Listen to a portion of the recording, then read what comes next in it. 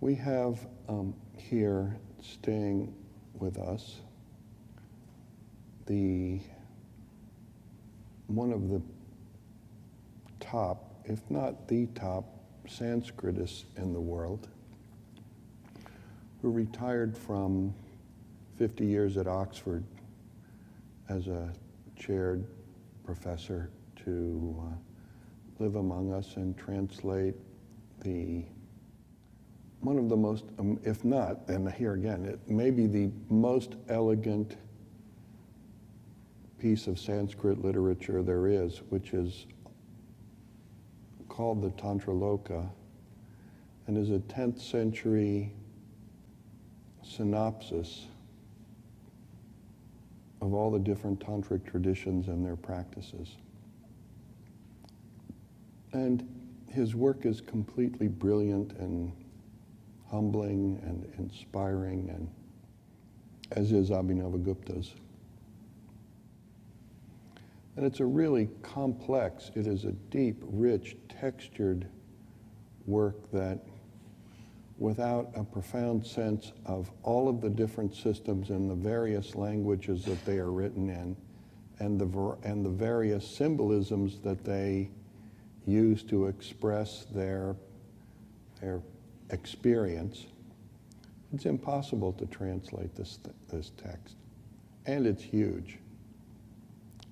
It's like 6,000 shlokas. The end point of the translation will probably be 10,000 pages, if we live that long. 10,000 pages. In the last couple of weeks, what Alexis has been talking about is and he will continue to talk about this, the upayas. Upaya in this case means the approach to the ultimate experience. And Abhinavagupta is saying that in this most refined of approaches to the ultimate experience, the goal is knowledge. And when Alexis uses the term knowledge, he tends to convey that term in a sense that makes you think, maybe because of his professorial demeanor and the fact that he's lecturing to us with a coat and tie on, maybe we're taking it wrongly, but he tends to convey the sense that this knowledge that is the ultimate goal of practice is a knowledge which is somehow informational, that somehow is factual, that somehow is, maintains its sort of individual identity in the arena of this ultimate experience. And that is maybe not something that I think is Abhinavagupta means, and I don't think Alexis means that either. I think in this case, the knowledge that he is referring to could much more appropriately perhaps be conveyed as the term gnosis, or a knowing in which the experience of the ultimate reality is so intense and profound that all rationality, I suppose another feature of this knowledge, and that Carrie Smith alluded to in the discussion, was some kind of, it is rational knowledge, or at least there is a rational approach to that knowledge. And maybe this isn't the case at all. Maybe, in my own opinion, in the same sense that there is a rational approach to a piece of music. You can see it written down on the paper, you can see the notes. You've got an instrument, you know how to play it, you know what to do. But at some point, if you're a musician, at some point, the paper disappears. The notes are being expressed from within you, and the union of your skill and your instrument and your intention and your aesthetic sense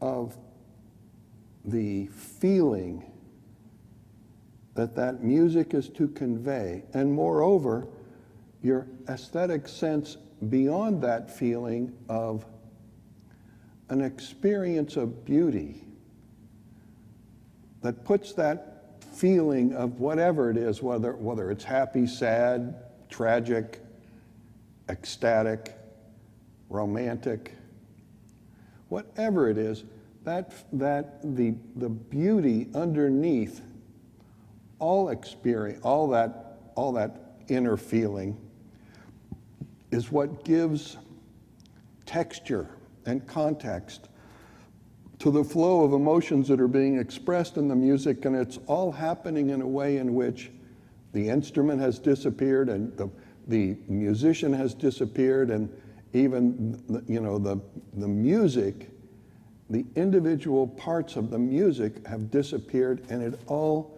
manifests in an expression that, from the point of view of both the performer and the experiencer, has risen to a level which is timeless. It is beyond anything rational. So there was an approach. There's an instrument, there's some music somebody wrote, there's a musician, there's been a lot of practice going on.